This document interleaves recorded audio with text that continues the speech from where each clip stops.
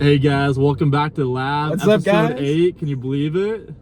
Oh man, we're having a blast. We saw at the exact same time. Let's that was go. Awesome. Let's go. 65 subscribers. We really, truly appreciate all of you watching and listening and sharing and liking our shorts. We really, truly appreciate that. We appreciate every single one of you guys. I got arguably, I think, one of the most underrated running backs of all time. He was the all-time leading rusher for the St. Louis Rams. Let's go with Steven Jackson. If you're not familiar with him, you will be after today. You need to get familiar, and that's what my boy Clint here is for. And who do you got?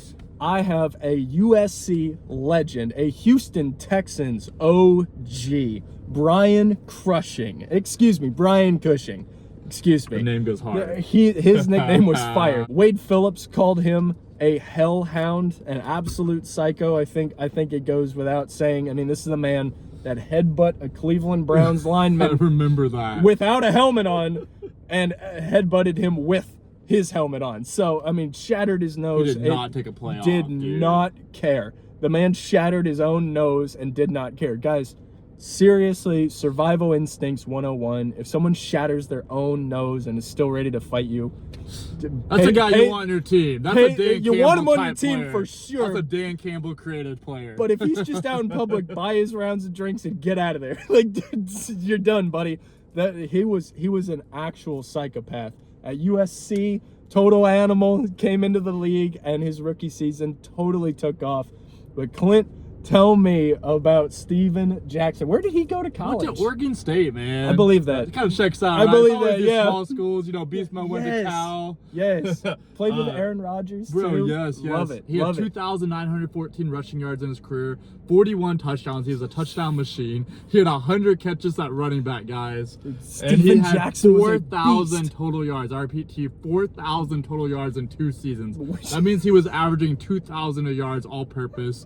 And then he was just on fire, guys. On fire. His yards per carry probably wasn't super impressive. But people that aren't familiar, guys, every time Steven Jackson touched the ball, a linebacker crapped themselves.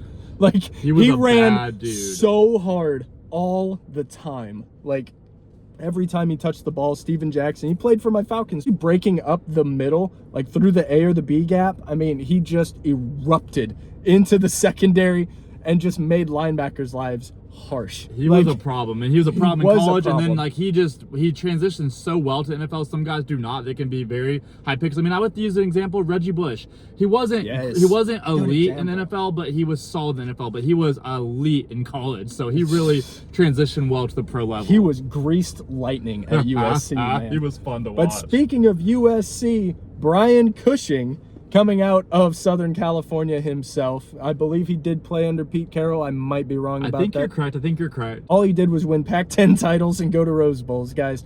4 for 4 on both. But he showed out in all of those Rose Bowls, too. So his premier seasons, sophomore, senior year, because he did play all 4 years before going 15th overall to the Texans in 2009. He had 57 tackles his sophomore season, 13.5 tackles for loss, 4 sacks, and a forced fumble.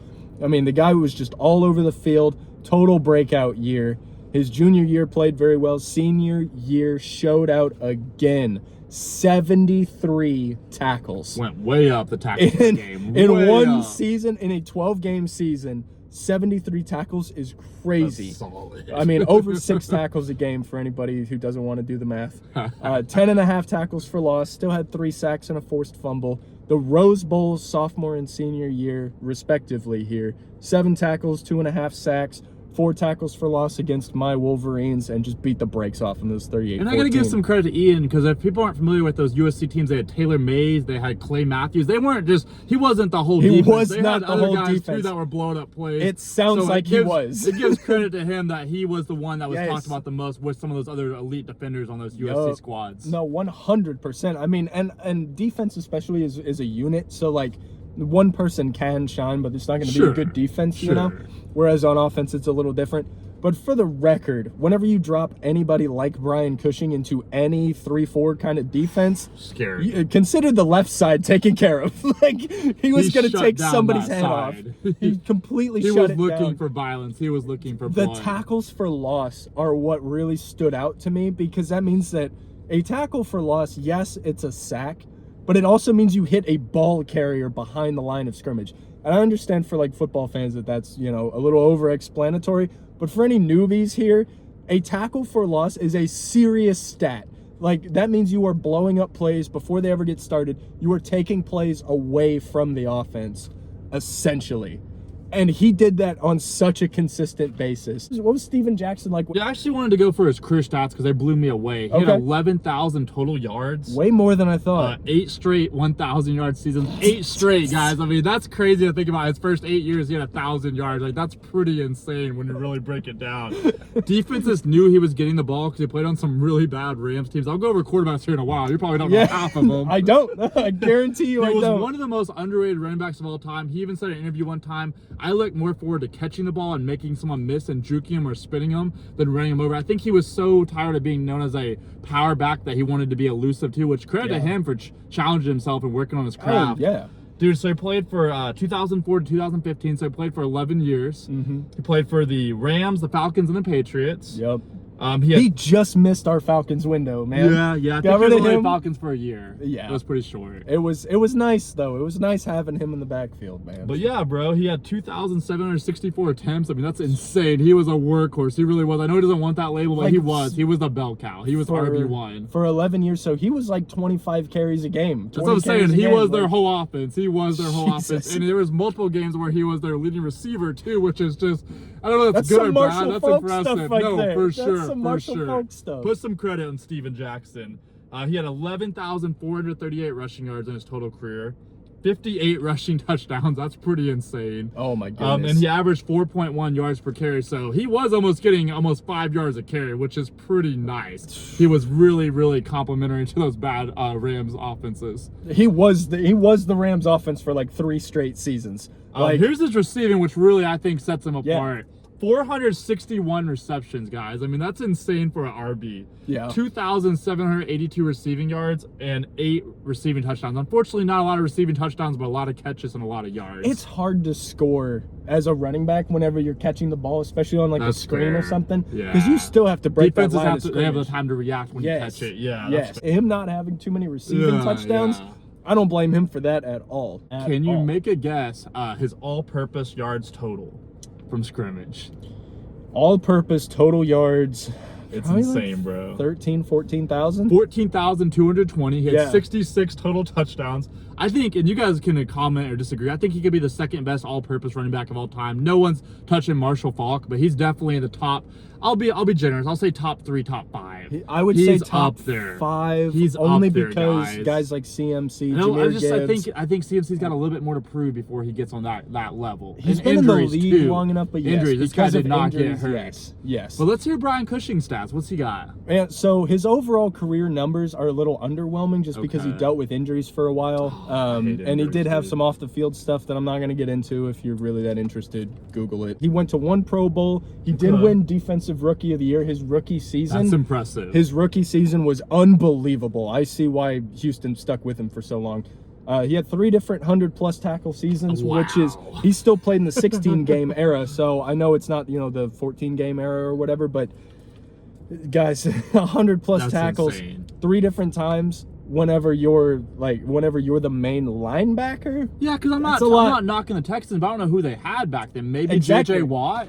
I mean, they didn't get JJ until later. They didn't get him. He was the whole defense then. Yeah, but by the time they got JJ, Cushing had already kind of started to decline, and his off-field issues started to compile. Gotcha. But he recorded 42 tackles for loss in his career, 57 quarterback hits in 9 seasons. Which is insane. Dude was jarring quarterbacks left and right. 664 total tackles, which again leads the Houston Texans all time. That's insane, bro. That's 600. insane. He was a tackling machine. He also got 1 safety, 8 interceptions. That's even better.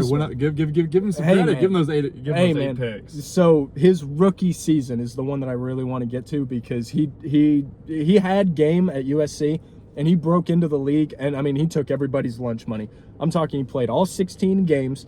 He recorded 133 total tackles, with 86 of them being solo. So he was blowing people up left and right. 12 tackles for loss with a safety, 4 sacks, 4 interceptions, 2 forced fumbles, and 10 pass deflections. He was everywhere as a rookie. He was in coverage. He was tackling. He was sacking. Everywhere. He was getting picks. That's impressive, dude. I mean, his best game of that season was in December versus the Seahawks. He recorded playoff time, getting definitely close. Getting there, and he had 10 tackles, 3 tackles for loss, 1 sack, and 3 different QB hits.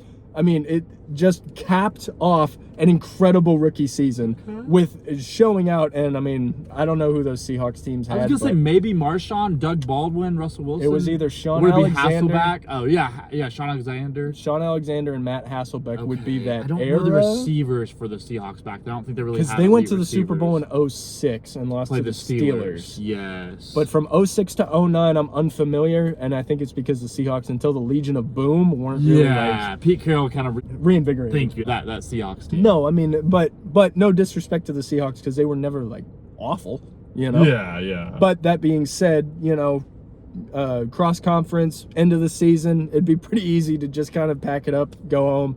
And he said, "Hold my, I assume, blood-curdling beer." Like, that guy was a monster. He really was. Like an actual psychopath. Wade Phillips was absolutely right looking into this guy. I wanted to go through something real quick. I went through his 06 breakout year. It was just absolutely nuts. He had 1,528 rushing yards, 13 rushing touchdowns, 90 receptions, guys, as an RB, 90 catches with 806 receiving yards. His total all-purpose yards that season were 2,334. This was his true elite season where I think he finished 3rd in the MVP. Please double-check me on that, but he was definitely in the MVP voting, which is just insane for a running back to catch 90 passes. Yeah. Once again, I'll go into the quarterback situation here in a little while, but they didn't have elite receivers. They didn't have elite tight ends. They didn't have elite quarterbacks, so he was their whole offense. Jackson People knew he was getting the ball, and they still couldn't stop him. That's just scary, guys. So the Rams went from the greatest show on turf to the greatest show of Steven Jackson. Like that was their progression there. And I gotta go to his 09 season. This was his workhorse season. Bro, he had 1,416 rushing yards. Okay. Only 4 rushing touchdowns. He still had another 51 catches for 322 yards and another 1,738 all-purpose yards. So, I mean, think about it. Dude had like 2,300 and 1,700 within a 3-year span. That's pretty nuts. No, I mean, that is apex. What was Brian Cushing's best season in the playoffs? Do you have that? He didn't have a lot of playoff Neither did success. Jackson. He only went to 1, guys. I felt bad for him. He was on some bad Rams teams. Yeah, and that's kind of the thing is that, you know, yes, the Texans made the playoffs 3 times in that time span, maybe twice, but they didn't do really great whenever they got there. So he definitely doesn't have any like standout. I wonder if that's why Cushing and Jackson don't get talked about enough because they didn't get the rings. That's what a lot of people really look at. But stats, they are both elite with stats. Well, I mean, so there's like and shout out to one of my favorite podcasters or YouTube creators. His name's Barry. I'm not gonna say his last name here. But he says there's a Hall of Fame and a Hall of Very Good. I think both of our players this week are surefire Hall of Very Good. I would agree. Surefire. They were great in their day, and what they did, what they achieved, phenomenal. Neither one of them are Hall of Famers. They didn't have the longevity, didn't have the overall production, didn't have the numbers, didn't have the rings, the playoff success. They just didn't have that stuff, which is kind of a prerequisite for the Hall of Fame. But Hall of Very Good, stud athletes. I dig it. Brian Cushing, top 100 linebacker all time. Steven Jackson, top 100 running back all time. All day. I'd maybe even say, let's go a little extreme. I really do think he's underrated. I would say top 50, top 60. I really would. That's a fun debate. I mean, guys, a fun one. He was a beast at catching the ball, which a lot of RBs are not. A lot of them are just strictly run the ball. And I mean, like I said earlier, with the rise of guys like CMC, Jahmyr Gibbs, Marshall Faulk, but I mean, like present day, a lot of guys are starting. Bijan Robinson, don't forget your boy. Bijan, yes, thank you. You're welcome. So Bijan Robinson too. A lot of these guys are getting really good. Devon Achane. Let's give Javonte Williams a little love. He catches the ball in the backfield pretty well, dude. A lot of running backs are going to that kind of hybrid look. There's a lot more CMCs out there than there used to be. Yes. And it's because running backs are no longer the Steven Jacksons, the 25 a carry, the Derrick Henrys. They might get 10 carries and 5 catches. They're really trying to keep defenses honest and mix it up. And not only that, but like get them out there and just throw blocks with them. Make sure that the defense has to stay honest every single play. And great play callers, man. That's why I think McDaniel is going to be so great on the Chargers this year. That was a very, very underrated signing for the Chargers. Best faculty signing, of the offseason besides John Harbaugh. I think that it's a testament to Steven Jackson specifically that in an era whenever guys were not doing that kind of thing, they were like, just give me the ball, let me run 3 yards, and then we'll do it again and again and again, and I'll break one. He was like, enough of this crap. Like, throw me the ball. Let me see what I can do. I'm elusive too. It. Not only can I run people over, I can juke you out, I can spin you, I can stiff arm you. Exactly. I really appreciate that, bro. I wanted to say something that just blew my mind about him. Yeah. So he basically every year for a decade had 1,200 to 1,500 yards a season. Like, that's pretty nuts. That's pretty nuts. Hall of Fame numbers all day. Mm-hmm. I wish he was on better teams. I do too. I've been cool to see him get a ring or at least have a shot to just go deep in the playoffs. But I got to tell you his best game. You're going to like freak out at this one. 2007 against the Saints, okay? Okay. He had 27 carries for 153 yards and 2 touchdowns. Okay. 7 catches for 54 yards. Total that day was 207 all-purpose yards and 2 tutties.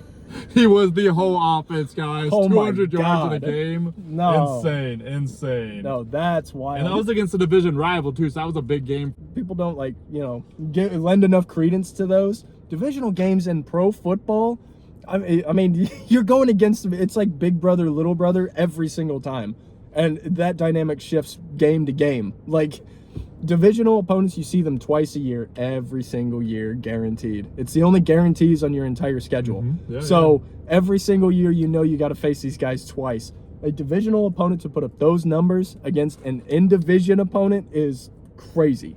And then Absolutely his rookie crazy. year, I got to tell you this one because I want to hear his best individual game stats. His rookie year, December 19th, which is an amazing date. That's my son's birthday. So shout out to my son Odin, amazing kid. Happy birthday, kiddo. Thank you, bro. December 19th, 2004, his rookie year against the Seahawks. Okay. Not playing against the Seahawks. Man. Those poor Seahawks. I know, right? They got some tough opponents. 25 carries, 119 yards, 3 catches, 41 yards. As a rookie, had 160 all-purpose yards, which is pretty impressive, guys. There's a lot of rookies that don't even step 100 yards total a game the whole season. And he did it as a rookie, so I thought that was pretty impressive. Just off rip to come into the league and do all that kind of damage, man. That's crazy. Brian Cushing, I will say some of his best games, unfortunately, being on the Texans, a lot of them ended up in losses. But to go on the in-division thing, Houston Texans versus Tennessee Titans, September 2013. I believe it was opening day. It might have been week 2. He had 11 total tackles, 10 of them solo.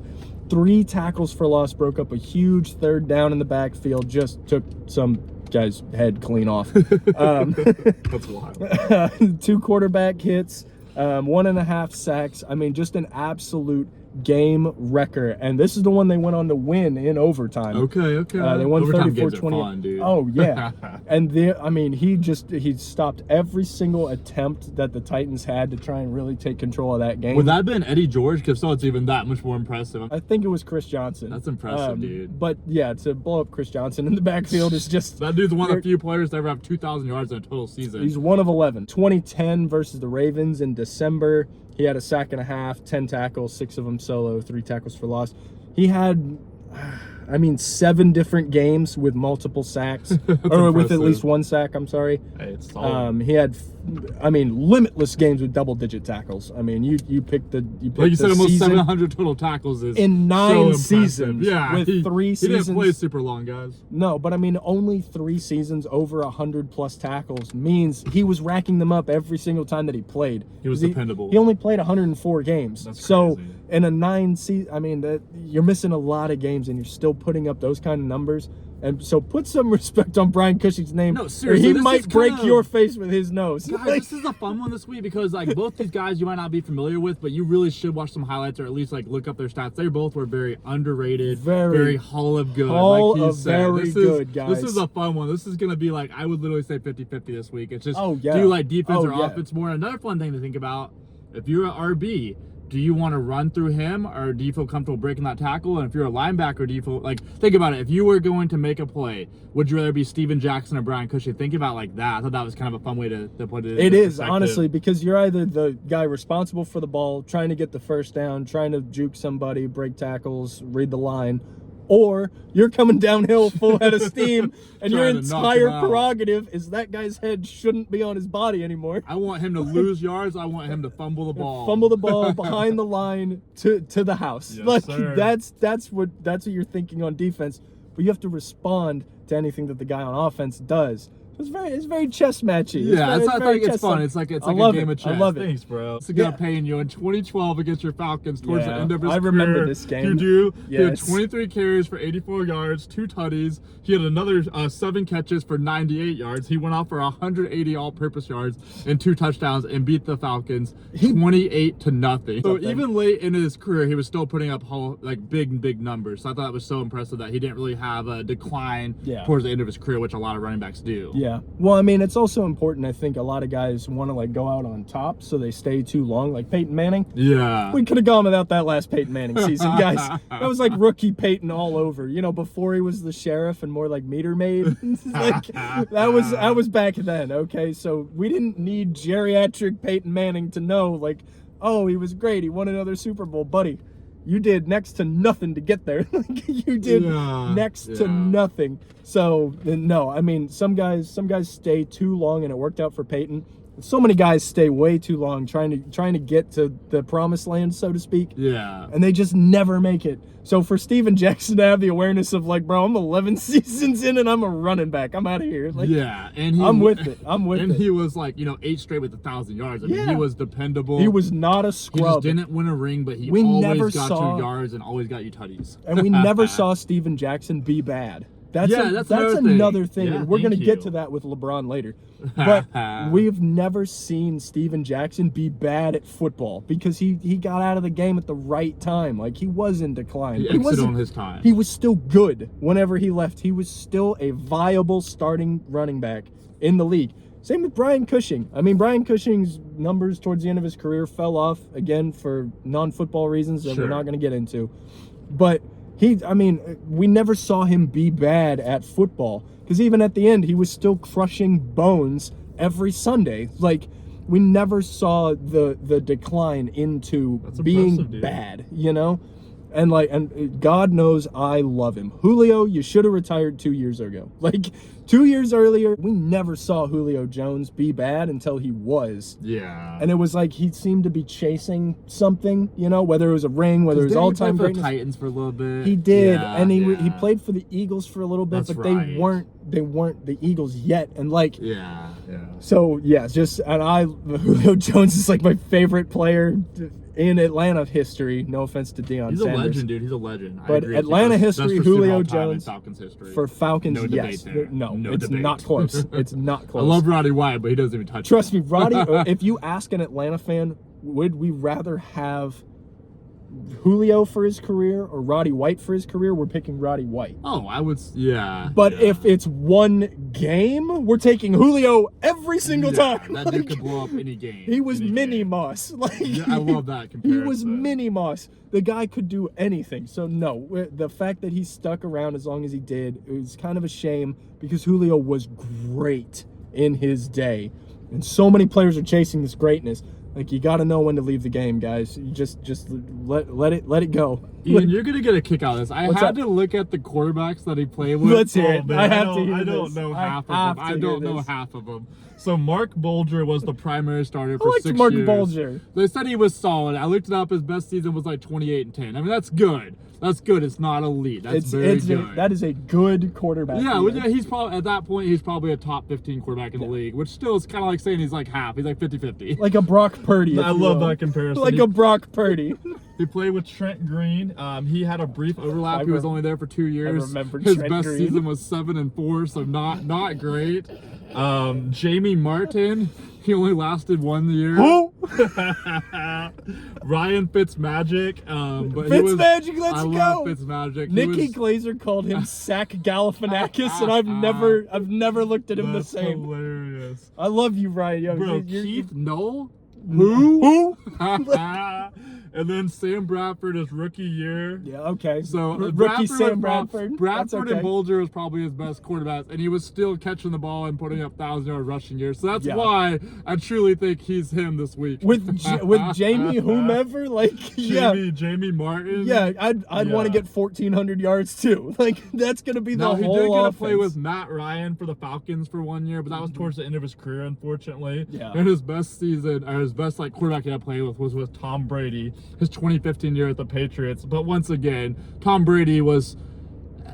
Everyone, when they talk about Brady, they think 50 touchdowns a season. That's not true. There's some seasons where they had nasty defenses. They were loaded offensively. I'm not knocking Brady, but Brady wasn't always throwing for 40, 50 touchdowns a season. Yeah. He would have those years where he might have 14 picks and 20 touchdowns. Like, they weren't good numbers, but they were still winning, so no one looked at the numbers. I just want to put that out there. Someday I'll do my Brady hater manifesto, because as a Wolverines fan, I have a right. I have a right. So we'll do that someday. I got one more thing. What's up? Mind, then we'll cut it. I got you. Dude, he's the all-time Rams leading rusher, and I want to just give you the list. It's insane. Okay. So he has 10,138 rushing yards for the Los Angeles Rams in 6 seasons. Todd Gurley, 6,012 yards. Remember how good Todd Gurley was? I love Gurley, dude. He came out of Georgia. He was so fun to watch. Georgia Gurley. Injuries just derailed him, but I think he's one of the greatest running backs that could have been top 10 if he would have stayed healthy. He was always getting touchdowns and always running hard. For sure. Number 3 is Lawrence McCutcheon. Don't know who that is. I had to look into a little bit. He played in the 90s. He was pretty elite. He had 5,277 rushing yards. That's pretty good, guys. It's 5,000 and change more than I got. Number 4 is your boy Marshall Faulk. Think about that. If he's beating Marshall Faulk in anything, he's good. And number 5 is Eric Dickerson, who's on that Elite 2000 list. So I just thought that was too impressive. But like Ian said, we can't decide this week. Let us know what you think. I think this will be a fun one. Hey, let us know in the comments, and don't forget to like, subscribe, and hit that notifications button, guys. We love and appreciate every single one of you. Clint, today we have the return of Deal or No Deal. I love this. I really liked my squad last time. So this week we're doing it a little bit different in honor of the NFL draft. Let's get it. Which takes place tomorrow, I believe. I'm really curious to see how our mock draft did. We had a lot of fun doing that one, guys. Guys, so much fun doing the mock draft. But this week's Deal or No Deal, I have the Draft Spectacular. Every single name on this list is a college player who has yet to be drafted. These are generally top 5 in every single. So we've got quarterback, running back, wide receiver, and tight end. He's going to draft. He's going to pick a case. If he likes it, he keeps it. If he doesn't like it, he can switch it. If he switches it, he keeps whatever guy he switches to. Clint, are you ready? Let's get it, bro. Let's build a 17-0 team on people that aren't even rookies yet. For quarterback, case 1 through 5, who we got? Let's go with number 4. Number 4. Okay. We got Drew Aller from Penn State. So here's the thing. At one point, he was projected to be the first overall pick. He's got a couple of really talented running backs at Penn State. I think that juice up his stats. He hasn't put it all together. He has the size and all the skill, but he just can't figure it out. I'm going to swap him. He kind of let me down a little bit lately. I respect the breakdown. What are we swapping to? Give me number 1. Number 1, Carson Beck, Miami. Give me him. I'll keep him. I think he's got that dog in him, and that's kind of a pun because he did come from Georgia. He did end up going to Miami, but he's gritty. He's a very underrated runner. He's got really high completion percentage. I think he might do well in the league. He gets a lot of hate because he is kind of arrogant and cocky, but he can back it up. He played for a Natty this year. Give me Carson Beck. I'll keep him. He's got a very quick release too. Heck yeah. Now, he's one of those guys, I think he's going to be like a Russell Wilson type. I like that comparison, where he kind of falls back in the draft and everybody kind of forgets about him. And then he's just going to break out. He's going to prove people wrong. Yes, right? sir. I like yes, Beck. Sir. I like Beck. All right, running backs, case 1 through 5. Give me Jeremiah Love. Give me 3. Let's get lucky. Give me Love. Number 3 is Jonah Coleman from Washington. Yeah, I'm not super familiar with his game. I know he's one of the higher. This is a weak running back draft class this year, unfortunately. It goes Jeremiah Love, about 2 rounds of linemen, and then more running backs. He's not wrong. I'm just not super familiar with this game. I'm going to swap him. All right, we're going for Jeremiah Love. What case you think he's in? Give me number 2. Number 2 is Jadarian Price out of Notre Dame. So he does not get enough credit. Jeremiah Love's running mate. Yeah, he's the backup to Love. I think he had like 600 yards last year. He's 800 projected yards. a third round. Yeah, for a backup RB and not seeing the field a lot. I'm gonna keep him. I think he could be on a low deal and really surprise some people. All right. And Notre Dame's got a lot of people with NIL. They don't just get scrubs. Like their backups could start on a lot of teams. Hot take: nobody benefited from NIL more than Notre Dame. Yeah, nobody. Yeah. You're not in a conference. You're not getting conference money. You're totally independent. Every television game that you get, they have to pay you separately. And now you can just take that money and buy better players. Like nobody benefited more. They made out like bandits in all of this. The transfer portal, everything is coming up Notre Dame, and I think that having Jadarian Price and Jeremiah Love really shows that. I'm gonna keep him because he's gonna have he's gonna be like kind of like on a prove it deal, kind of like Carson Beck. He's like, hey, no one's talking about me. It's all about Jeremiah Love, and rightfully so. That dude's a stud, but he could really, really turn some heads in the NFL. What I think would be really funny is if like the Titans end up taking Jeremiah Love and then get Jadarian Price in like the 4th round or something. I think that'd be funny. See the Titans going RB. Pollard's a very underrated running back. Yeah. I liked your pick with the Carnell Tate, the receiver. Yeah. He's a really good. I think that with Wan'Dale Robinson, they just shore up the wide receiver spot, get him a true wide receiver. It makes sense. Cam Ward's got talent. Tyson, there's been some Jordan Tyson talk. Dude, the buzz on him is crazy. Him and Mekhi Lemon, I think both of them are going to be top 10. They could go higher than what we projected. I heard the Giants really like Tyson. I hope they don't take him, but I can see the Giants taking him. Tate has fallen out of favor all of a sudden. Isn't that crazy? I was like, everyone loves Tyson. I watched him at Arizona State, and even with him being injured, he was putting up touchdowns and insane numbers. Oh, yeah. He's so electric, bro. All right, speaking of wide receivers, man, I think every single name we just went over. I want Tyson. He's on there. I'll give you a hint. He's on there. Let's go with number 3. Number 3.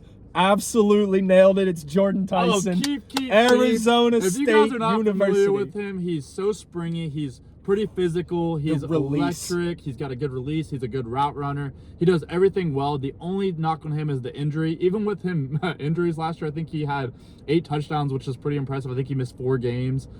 He's really, really fun to watch, and it seems like he's really, really made for the NFL level. I think he'll do really extremely well. Give me him. Right on. All right. Last but not least, we have tight ends. Case 1 through 5. Who you going for? It's a weak tight end class. They got Sadiq, and they've got another guy. I think his name's like Muncie. He's a physical tight end. I think he came out of Penn State. Now, I'm not 100% sure on that, but it's a really weak tight end class. Give me number 2. Number 2 is Max Clare from Ohio State. Okay, yeah, I'm kind of familiar with him. He's more of a physical blocking tight end. I'm going to swap him. I don't know a lot about him. What case we going to? Number 1. Number 1, we got Eli Stowers out of Vanderbilt. Okay, how can I forget him? Everyone talks about Sadiq and the other blocking dude. He's very underrated player. Diaga Pavia at Vanderbilt. If you guys don't know about Diaga Pavia, he was a 0-star recruit, guys. And to be Alabama and Auburn, how freaking cool is that? Like, I love it. Shout out to Diaga Pavia. He literally was another Johnny Football. Just was so gritty, such a physical freak runner, and he's a very underrated passer. Give me Eli Stowers. How did I forget about him? He's very good. I think he actually won the Macklin Award one year. Give me him. If people are not familiar with him, Vanderbilt's got a squad now. Give me Eli Stowers. I like that one, dude. All right. Well, so this turned out to be a squad, guys. We got Carson Beck. We got Jadarian Price. We got Jordan Tyson and Eli Stowers. That's a pretty solid run, fellas. I don't think I'm going undefeated. I'll be modest here. I like to be I'm a realist. Yeah. Let's see. So what? We're talking 17-game year, 7-game season. Yeah. I think we're a 12-5, 13-4 squad. I mean, Jordan Tyson's going to get double teamed, which is going to give Stowers some looks. I was going to say in the backfield is going to want to prove people wrong, and Beck can run too. It's that dual threat. It's that dual threat. I've been saying it, and I will continue to say it. That's where the quarterback position has been heading. 13-4. I would say anywhere from 11-6 to 13-4. I'd believe it. I'd believe it. About 28 points a game. Well, very well played, my man. Thank you, my man. I got to ask you a question. Yes. Ian. Let's talk about these NBA playoffs. Oh, my God. Yes. Yes. What do you think about Wemby going down and the Spurs being tied with the Blazers? Okay, first and foremost, shout out to the Portland Trail Blazers, who against all odds, I know Wemby got hurt. I promise I'll get to that in just a moment. Denny Avdia did not have the best game. No, he didn't. And Scoot Henderson. He went off 31 points, dude. Scoot was incredible. Drew Holiday, I see you out there, buddy, and I'll get to the older fellas in a second too. But I want to say off rip, I hope Wemby's okay. Me too. He is definitively one of the top 5 players in the league, which means definitively one of the top 5 players in the playoffs. Unanimous Defensive Player of the Year. Just one unanimous. Deserves it. DPOY deserves every single vote of that unanimous vote. I mean, he led the league in blocks, I know that, but his on-off defensive rating is insanity. He's worth like 13 points on defense unto himself. Like, the guy is a phenomenal defender. He's like if Olajuwon grew 3 inches and lost 100 pounds. I love that comparison. Like, he really is, guys. He really is. And the fact that he's got a handle and he's an elite to scorer, shoot 3-pointers in game 1. Like, dude, he was crossing people up left and right. Seeing David Robinson and Tim Duncan on the sidelines watching was him, cool. that was such a cool moment for basketball fans. It was like a passing of a torch almost. It was one of those kind of vibes. But, I mean, I hope he's okay. I know he's in concussion protocol right now. That's all we've heard so far as of recording this. I hope he's okay. For all the NBA fans out there, the NBA is better when Wemby's healthy. So we're the really NBA wishing the best. is at its best when they have their best players. And I don't want to speak for you, but I know you totally agree with this. We don't want to see anybody get injured. 100%. These are human beings. We want the guys. Thunder to win, but we want them to win fair and square. We don't want them to beat the depleted Celtics. We or the want depleted Cavs Thunder in the finals. wins over the healthy teams, so nobody can say, "Oh, if so and so." No, we don't want no asterisk bias. We want to win Yes. fair and square. We don't do asterisk titles here at this podcast. We don't do asterisks. Okay, so. But I sincerely hope he's okay. All I've heard is concussion protocols. Watching the fall, man, I was worried he like cracked his jaw really or something. It looked like he knocked himself out briefly. I mean, it was brutal to watch. Yeah. But so I mean, we hope and pray that he's okay. You know, speedy recovery, my man.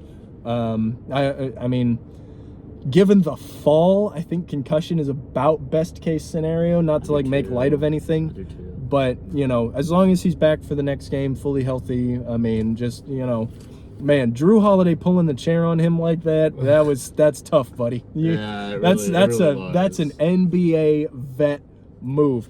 And before we go any further, I want to say one of my biggest takeaways from this entire NBA playoffs is respect your OGs, guys. All right.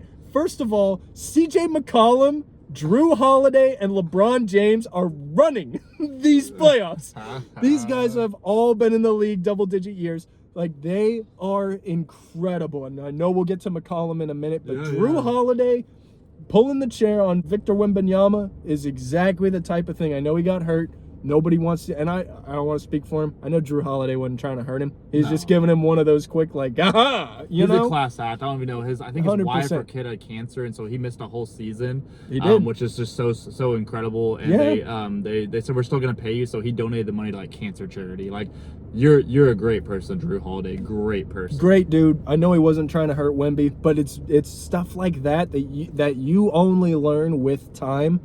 So seeing, like, a vet guy like that pull a move on that on the next big thing, and I'm not making light of his injury, but buddy got hurt. Like, that's the skill difference between an NBA vet and the next big thing. I agree. That just doesn't have that kind of experience. Yeah. So this playoffs has showed me, and I hope it showed all you guys, respect your OGs, guys. These people know things that you can only learn through trial, error, and experience. But Al Horford had a great game a while back. He ran that play-in game. Dude, he had like 15 points in 10 minutes. I looked up, he had 31. I was like, what? Yeah, that's what I'm saying. Like, he one did quarter nothing in the first half. Like, third, fourth quarter were his, bro. Oh my God. It just ran the Clippers out of the gym at like 38 years old.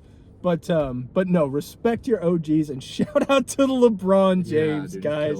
We'll get to him. But what have you taken away from the Blazers and Spurs so far? Man, so I'll give you a little bit of that, but I really want to get in the Timberwolves and Nuggets. Blazers and Spurs, it's been fun to watch. Stephon Castle's really starting to step up. I've been seeing him do a lot. Luke Cornett does not get him credit. All he comes in and gets rebounds and hustle plays. He looks like he's back in high school now. He's balling, dude. He's just not getting the credit he deserves. It's been really fun to watch. I haven't got to watch a lot of that series, but that injury was pretty brutal. Yeah. I'll tell you what, Blazers are a young, talented team. Scoot Henderson, they've got some talent out there, and their coach really has them ready to go. Mm-hmm. I still think the Spurs take it with or without Wemby, but the Spurs, the Blazers are going to give them everything they got. But I want to talk about my boy, Dante DiVincenzo. If I said that wrong, I apologize. DiVincenzo! Came out of Villanova. All he's been doing this series is hitting threes, hustling, dunking, making layups, just being a fit for defenses and offenses. Like, he has been balling out. And hot take, I think that's the reason they won last night. Dante DiVincenzo. Yeah, dude, he was just hitting threes left and right. He was hustling hard. He was frustrating them. He is a baller, and I think he's going to continue to really, really play well. Heck yeah, man. Hey, whenever he broke up that 4-against-1 in game 1 against the Nuggets, I was like, that's filthy, like, what more could you possibly want out of a role player than breaking up a 4-on-1 and making, 23s in the past 2 games? He was balling. And it was kind of shocking to see Murray was on fire in the first half. I even texted you that. And then he started struggling, and then Jokic couldn't get his shot going. Like, the Nuggets, when those two guys don't score, they have issues. Christian Braun tries his best, but they don't really have an elite third scorer. So that's shout out to Rudy Gobert's defense, by the way. He was stepping up. He's the reason Nikola Jokic made a mistake in the second to last possession, I believe, of game 2, whenever he had like an open shot and passed it up. Even though Rudy wasn't on him, I believe it was Anthony Edwards. But I mean, he passed out of it. And that's not a move that Jokic makes. And it's because he'd been tortured by Gobert so much in that game. He was not having fun that night. You could tell he was struggling, and you could tell his head was in foul down. trouble early too. I think he had like 5 fouls in the fourth quarter, and they were still playing him. Like, shout out to Coach. I mean, they for had to, him. but no, to go out there and shut down the best player in the world is Nikola Jokic. The Joker. To go out there for Rudy Gobert and shut down the best player in the world like that, bro. Mad props. Hats off to you, my man. Saluted. Hats off to you. There's 4 DPOYs. I know you didn't win this year, but man, you should have got a trophy for that effort. Honorable mention. Woo! That was crazy. Ian, I gotta ask you something because I want to know what you think about this. How about Edgecombe and Maxey, dude? Like they're phenomenal. The Sixers have just tied the Celtics. Like, what is up with this series? Bro, Edgecombe winking at the camera like that was diabolical. He's got that dog in him. He's got the dog in him. He's got the swagger. He's got the presence. He's got the game to back it up too, man. Oh, for Him sure. and Maxey are going to be a problem going forward for years. The Sixers have really found something with those two. You got to get rid of Paul George, guys. You gotta. Yeah, you have to. I can't with Paul George anymore. To retire, man. Maybe this is Thunder bias because he never did anything for us in the playoffs ever. Got us a lot of draft picks. Got us SGA technically. MVP. So there's the that. NBA champion. Okay, I rescind that. I rescind that remark. I had to give you a hard time. Paul George got us SGA. So that's the only thing you did for our franchise, my man. We appreciate you getting us to the promised land after you left. With Paul George, bro, you promised us playoff P. Okay, you promised us playoff P. You gave us way off P, pandemic P, bubble P, everything, every other kind. You gave us podcast P before you gave us playoff P. Okay, as a Thunder fan, I'm allowed to not like you, my man. I'm allowed. Tortured us. What's kind of got me shocked, dude, is the Rockets being down 2-0. Durant didn't play game 1. LeBron, like you said, LeBron's playing well. Austin Reeves is playing well. DeAndre Ayton stepping up. The Lakers are playing well. The Rockets are in trouble. They could be down 0-3 if they don't figure it out. And is Luka just going to rest this whole series and come back even stronger next series? That's going to be scary. No, Luka's coming back for the next series against the Thunder. That's going to be scary. Because, man, the Rockets are done. The Rockets are cooked. I was wrong on this one, guys. I'll own up. No, I was wrong. 100%. I thought the Rockets were going to win. I did not foresee LeBron James. And shout out to Nick Wright for this one. We watched LeBron James at 41 years old. His regression to this point is prime Chris Paul. That's what he has regressed to. Guys, LeBron went 19, 8, 13, 2, and 1. And then backed it up in game 2 at 28, 8, and 7. At 41, guys. At 41 years old, he's got 5 turnovers in both games combined. Like, he's playing great. He's 41 years old. He did a reverse dunk at 41. At 41. Like, dude's still so athletic. Guys, he really is. Guys, I am not a LeBron is the GOAT guy. For the record, I'm a Kareem guy, so get out of here with all this Jordan nonsense. I like Jordan, but that's a fun debate. I like Jordan. All I'm saying is at 41 years old, you would need to get Kareem a wheelchair and Michael Jordan steroids. Like, you would need, neither one of them would be able to have done what this man has done. That's impressive. It's beyond impressive, guys. He's still not the GOAT to me. I don't think he ever will be. But but to not be in awe of everything that we have just witnessed in these first 2 games, with Kevin Durant, he put up 28, 8, and 7. Like, and they let him guard him one-on-one, whether too. you like LeBron or not, you've got to respect him. He is playing absolutely dynamic this series. Like Ian said, he's being okay being the second or third option, and that he's really thriving this season while doing that. It's Unbelievable. Fun to watch. Ever since he relegated himself into that third option and really, really settled into it, I mean, his game has gotten so much better. The Lakers look better. But whenever Luka and Austin both went down, I was like, I mean, they've got to be cooked. The guy's 41 years old. So too. Turns out, all they needed was LeBron James and to play Ime Udoka's Make-A-Wish Foundation, because he turned Amen Thompson, Alperen Şengün, and Kevin Durant into the powerless Powerpuff Girls. They're destroying the Rockets. That trio is ridiculously ineffective against a 41-year-old man. Like, it's absolutely incredible, guys. Respect your OGs, okay? Just respect them. They are running these NBA playoffs. I mean, I can't get enough of this Lakers Rockets series. No matter how wrong I was, I can't get enough of this. Ian, absolutely, I gotta ask you a question, bro. What's up? Can OKC go up 2-0? I know that Grayson Allen was out. I think, I'm not being arrogant either, I think we can handle the Spurs, the Suns. It's going to be a fun series with the Lakers next, but I think OKC could sweep the Suns. I really do. I really, truly do. It's a sweep. Yeah, you think so too? The Suns might steal Game 4 in Phoenix. But I think we're going to clean them up tonight. I think we clean them up in Phoenix for Game 3. I do too. I think maybe Game 4 we might take our foot off the gas. Yeah. We are prone to do that. But we swept Memphis last year in the first round. So I could totally see us just putting up, 120 to 90 every night. And just going home. I was on vacation. I turned on the TV. It was like 100 to 64. I was like, wow, they came to play Game 1. They came to play. Now, I want to give some credit to the Suns. I know Grayson Allen wasn't playing. I don't know who else was out. But they said they were missing some of their stars. But OKC is just a better team than the Suns right now. That's just the way it is. The OKC Thunder are a better version of the Phoenix Suns. Like, every position that they have the better version of that. And then their bench is just... I mean, no offense to the Phoenix Suns, guys, but at this point, you're going to be playing Cason Wallace, Alex Caruso, A.J. Mitchell, Wiggins, and Ihart. Or Jalen Williams, actually, J. Will. Not even Ihart. You're gonna get our bench, and we're still gonna clean you up like 100 Our bench is better than some starters. I'm not saying that because I'm like a homer. This is OKC not an has insult. So much talent. Like, they really do. Sam Presti is a genius at drafting. A genius. No, coldest take of the year. This isn't even a hot take. Sam Presti is the best GM in the NBA, and it's not close. Oh, hands down. Like, hands down. If you want to debate, comment who, because I mean, we have stats to prove it. And he's number for the one. Record, go ahead and do me a favor and Google how many Executive of the Year awards Sam Presti has. He's the villain now. Like Mahomes said, when you win enough, you become the villain. We are in our villain era right now. Embrace okay? it, OKC, embrace it. We went through the KD stuff. We went through the James Harden debacle. Yeah. Like, we went through I love Poku, but Jesus Christ, 34-point Pokuchevsky nights get old after a while, guys. We've been through the rebuild twice. We were ready to hit this mountaintop, and nobody was prepared for cocky Thunder fans.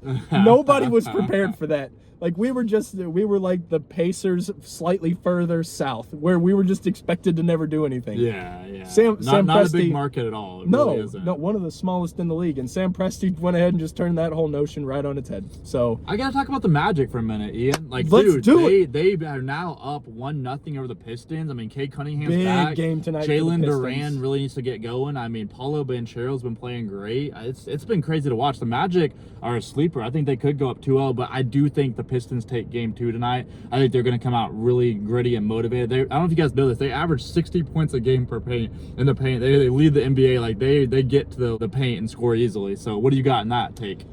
I think this is about the worst matchup that the Pistons could have got. The way that the Pistons have made their bread all season long, and you touched on it. Points in the paint. They bully you, they outsize you, outstrength you, outphysical you, and like watching the Orlando Magic all year. They can be fun to watch. They're like the only team in this entire tournament that Detroit can't bully. That's like, fair. There's some big guys out there. Wagner's huge. big. Everybody. Wagner, massive. Bankero, massive. That's Wendell fair. Carter That's Jr., fair. massive. Like Yeah, Jalen yeah. Suggs is big for a point guard. You cannot bully these people. And it's like that's all the Pistons did That's all fair. season. Never thought of it like and that. it's like I think that tonight is pivotal for the huge Detroit game. Pistons. If they don't win, they're done. Huge You're not game. going to be able to go into Orlando and steal both games. You're going to be down 3-1 by the time you get back to Detroit, and you're not even going to want to play by then. This is the most pivotal game in any series is tonight, Game 2, Detroit Pistons, Orlando Magic. Personally, I'm going to take the Detroit Pistons. Yeah. Because I think the desperation level is going to be there.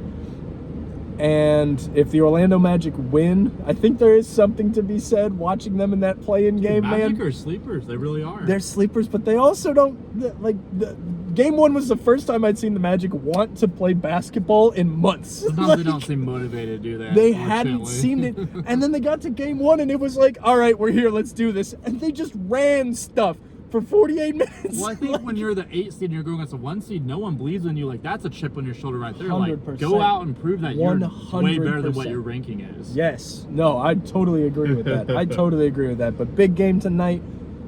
I'm pulling for the Pistons. Dad's from Michigan, so I like Cunningham, man. Oklahoma State. Duran's very there we underrated, go. too. Hey, Jalen Duran better win Most Improved Player, but I think Nikhil Alexander-Walker is going to steal it out from under him. But man, Jalen Duran really turned it around this year. I'm a big believer in JD. But Let's that's talk about just the Knicks and Hawks. You were on the money on this one. You took the Hawks. CJ McCollum's balling, dude. How about those Hawks? Balling like McCollum. Respect your OGs, guys. Yeah. I cannot stress this enough. CJ McCollum, from everything that I've ever heard, by the way, nicest guy on the planet Earth. I believe it. Like, just very chill, down to earth, one of the nicest NBA players you're ever going to encounter. This guy has been in the league for 15 years and just him dropped and a Dame were 40 fun to burger. watch with the Blazers so far. Yes, and I think he was the perfect running partner for Damian Lillard too. at his apex, at least in the backcourt. Man, I wish they could have got a good big. Man, had they had like Yusuf Nurkic in his day or something, they I really love could. Nurkic, bro. Hey, I love that dude. Nurk was the man. Oh, yeah. All right, but anyway, or man, had they gotten Blake Griffin, but doesn't matter.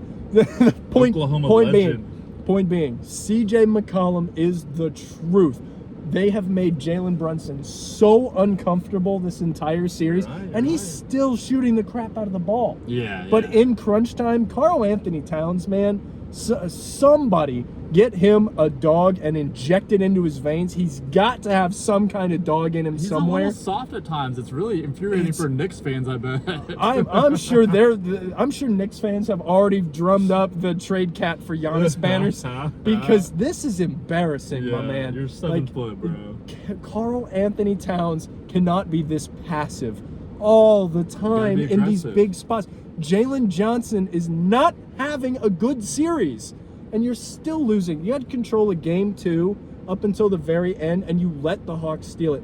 I think that's like the worst kind of loss that the Knicks could have possibly taken. I just wanted to give you credit. You were on the money, dude. I think the Hawks could sweep them. I really do. The Knicks are. The Knicks are in struggle. I'm sorry, they're tied up. But I think the Hawks could win that series. Like, the 100%. Knicks are struggling. Like, it's Jalen Brunson's their whole offense right now. No one else is really stepping up. All the Hawks have to do is steal a couple games, and they're moving on. I want to give a shout out to Dame, bro. I love Dame. He came out of Weber State, guys. Weber State. How cool is that? The only place that gave him a look. Yep. You're in the money. Yes, sir. Let's talk about the Cavs up 2-0 over the Raptors. I was wrong on this one. Cavs look really good. The thing is, I picked the Cavs and I've got them going to the conference finals. Okay. But what you said about the Raptors being this kind of like surprise team, a surprise team, kind of hiding out in the weeds under the radar, and then you look up and they're the 5th seed, and it's like, okay, well, But no, it just the James Harden, Donovan Mitchell guard play is just incredible. I mean, Evan Mobley. Shout out to James Harden, man. I mean, first round playoffs. This is where you shine, my boy. You just keep doing your thing, I guess. Donovan Mitchell, Spida, has been doing Spida things this whole time. They are thoroughly outplaying Scotty Barnes and Brandon Ingram. And BI, man, all the nice stuff I said about you, bro, you're really making me eat my words, my man. I appreciate you. Shout out to you, because, man, it has not been fun to watch. Scotty Barnes has also not had a very good defensive outing here. Cavs are lighting it up offensively the last couple games. And with the size down low, the Mobley, the Jared Allen, there just seems to be too many strengths for the Cavs that are lining up perfectly with the weaknesses for the Raptors. I think the Cavs are going to clean it up. I do too. I think 4. My guess now is Cavs in 4, but that's pretty Monday morning quarterback of me. That's fair. What have you taken away from the playoffs? Man, so I think the biggest thing is OKC still looks like the team to beat. The Spurs, if that Wemby injury is not serious, Spurs are going to be our biggest competition. Easily. I mean, Spurs are so good. Easily. Don't sleep on the Lakers. Lakers look really, really good right now. And I got to give, and it's only 2 games in, but I got to give some credit to T-Wolves. Anthony Edwards is an elite shooter. DiVincenzo's been hustling. I mean, they're just so, and Jaden McDaniels, I mean, they have so many. Jaden McDaniels is talking his smack. Bro, and he's owning it too. Smack. The Timberwolves have so much just athleticism and length and skill. I mean, they're going to be really fun to watch. I will say in the last 30 games that the Timberwolves and Nuggets have played against each other, it's 15-15. Okay. This is the most evenly matched series. It's fun to watch, guys. It's so much fun to watch. And I'm glad we got it in the first round, because not in a get it out of the way kind of thing. Yeah. But in a very much okay, we'll get this out of the way. Sorry. All the basketball fans really appreciate high scoring games, some defense, but I mean it's been really fun to watch. It's nice to see this level of basketball so early in the playoffs. Yeah, normally round 1. Yeah, normally in round 1 you get a lot of sweeps, gentlemen sweeps, it's not a lot of man, the playoffs so far have been bomb. So they've been incredible. So no, NBA, you guys got to get your stuff together in the regular season. The whole 65-game rule of it all, overturning stuff for everybody but Anthony Edwards. You guys got to figure that out. But, man, they got the playoffs down pat. I will give credit where it's due. This year's playoffs have been incredible so far. Cannot get enough of these. One final point. I wanted to go over something now that the Milwaukee Bucks season is officially over. Not many people know this about me. My favorite player in the league is actually Giannis Antetokounmpo. The Greek Freak. The Greek Freak. Whenever He'd be a champion already. 50 piece in Game 7. Defensive guys, player of the his year. Game. Oh yeah. A 50 piece to close out the finals is incredible. Defensive player of the year, 2-time MVP. Giannis checks all the boxes, surefire Hall of Famer, and he's been so loyal to Milwaukee. I just want to go over a couple things with the Milwaukee Bucks. So, whenever you won the championship in 2021, Milwaukee, you had Giannis, you had Mike Budenholzer, you had Drew Holiday, you had Bobby Portis, you had PJ Tucker, Brook Lopez. Chris Middleton. You had everything that you needed. And since then, you have gone and got 13-year Serge Ibaka. You brought him out of hospice care and wheeled him out for a couple games. You got yourself a Grayson Allen and a Jay Crowder and called it a day. You got rid of everybody. Shout out to Adrian Griffin for winning 30 games and getting fired so that they can do the 500 Doc Rivers experience for 2 years. You decided upper echelon mediocrity was not good enough for you. And so then you traded to Portland for Dame and did nothing with it. And then got rid of him. You didn't even trade him back. You just cut him. You just you ate the money and said go home to Portland, where he went with Drew Holiday, of all people, who won in Boston after the Blazers traded him to the Celtics. You turned what you had into Giannis, Kyle Kuzma, and an easy bake oven. That is what you have turned the Milwaukee Bucks into, with all that good grace that you had since the championship in 2021. I just want to say something. In the exact same time frame, the Oklahoma City Thunder have traded for Kaysen Wallace, Alex Caruso, and Jared McCain, and have drafted A.J. Mitchell, Aaron Wiggins, Josh Giddey, Chet Holmgren, Jalen Williams, and lest we forget, Jalen Williams. We have run the table since you guys won a championship. And again, Sam Presti's the best GM in the league. Hands down. It's not even close. But what you guys have done, with Giannis, it's time to let him go. It's time to trade him. The relationship is done. It is time to divorce yourself from the Giannis Antetokounmpo business. I promise you're Milwaukee. You had Lou Alcindor. You went 40 years, and then you got Giannis. So gear up. 2025 Milwaukee Bucks are going to be insane. I don't know who you're going to get, but whoever it is, that's your time schedule, guys. Like, just for the love of God, let the man go. Let the man go. Don't make him do this whole asking for a trade in public thing. I don't know what's going on behind the scenes. Milwaukee, please let my favorite player go. Let him go, live his life, try and win another championship, and please, God, let him be in big basketball games again, because we miss that. NBA fans miss seeing Giannis go 20-20 every night. So, or 30-15, a 50-point finals game over Devin Booker.